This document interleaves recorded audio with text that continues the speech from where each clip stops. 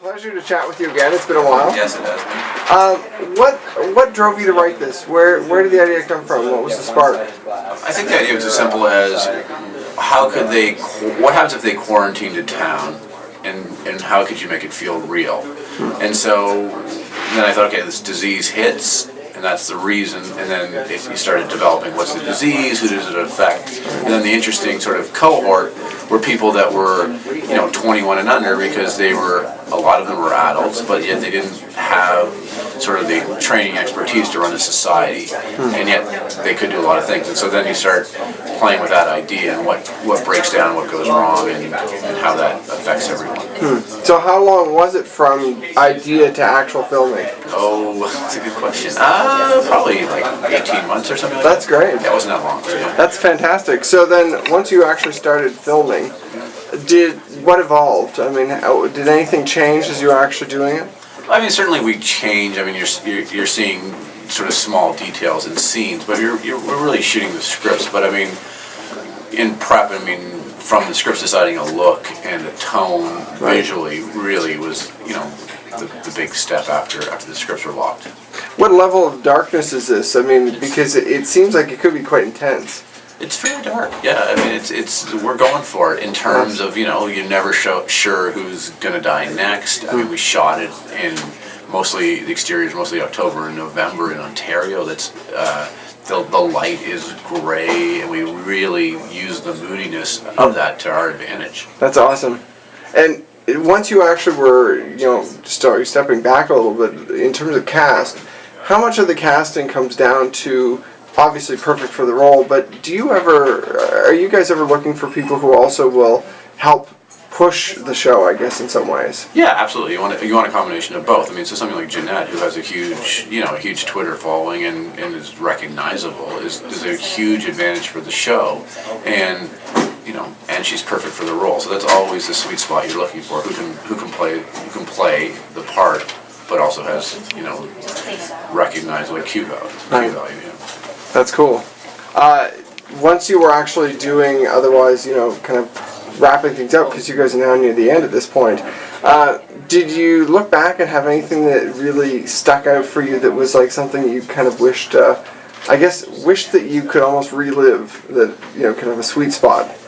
Well, the sweet spot actually came yesterday, because we really finished our exteriors yesterday, and through the whole show, because especially this time of year, I mean, I love it visually, but we're shooting out of order, and I was terrified of getting jammed by the snow. So ironically, when we finished last night in Hamilton, and then it started snowing 2 hours later, I thought we dodged a major bullet. But no, I mean, it is an ambitious show on a very tight shooting schedule. So looking back, I mean, there's just so many things that we had pulled off that I was worried about. That, we had a tiger on set. I mean, you don't want the tiger to eat anyone. We did some big stunts. There's a lot of big moments in the show that could have gone wrong, or we could have got ourselves buried on that we didn't. Well, this sounds like really your biggest thing yet. I mean, it sounds like you've really stepped above and beyond. Did you realize how big it was going to be before you started? No. No. No. I mean, it's a bit of a marathon in terms of shooting, and juggling multiple hats, from show running to writing to directing, and telling a story over 6 hours as opposed to a feature film. So it's been fun playing on a larger canvas, and obviously having Netflix and worldwide exposure puts the show at another level. So to me, it's just fun playing in a bigger sandbox, really. Well, that is the other thing that I'm really curious about, is this whole evolution of where things are being shown, and the fact that you're working with kind of traditional production plus Netflix. Did Netflix change? What did Netflix change in terms of production? Nothing. They just supported. I mean, they're very. They let the creators and the filmmakers and run with what their vision is. I mean, they certainly add value in asking about scripts and giving notes and casting and all that, but really they let you make what you're trying to make. So they're extremely hands off, which is great. At the same time, being supportive. Right. And then on top of that, you've got Show Me, which is the other partner involved, I guess too. No, it's City. I guess it's City. Oh, okay. Yeah. So City TV is. They were the original commissioners of the scripts, and they're a Canadian broadcaster. So as a partner, we couldn't. Again, they were the ones that sort of put the first. They were first money in, and have been hugely supportive of this right from the beginning. That's cool. I mean, it's amazing to see kind of where productions have gone in the last 10 years. Do you have, I guess, a vision for how your career, kind of goes from here? No. No. I've never.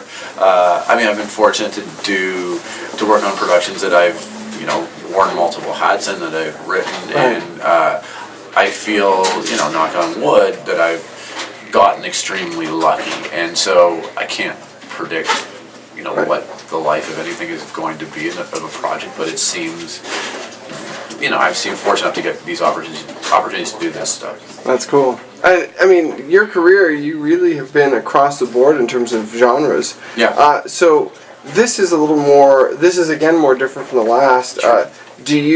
Where do you seek, kind of, I guess, inspiration when you're stepping into that kind of new genre? For me, it comes down to story. I consume a lot of different types of shows, movies, books, and so I'm just trying to tell a good story in anything I do. And so for this, it's just like, okay, this seemed like an idea that could sustain itself, and just started writing towards trying to entertain. That's cool. Well, my last question is just, are there any tidbits you can offer about the characters? Anything we might want to watch for early on? Well, I only say that no one is safe in Pretty Lake, so people die. and our characters are their own worst enemies a lot of times. Right. Very cool. Well, thank you very much. Pleasure. All right, thank you.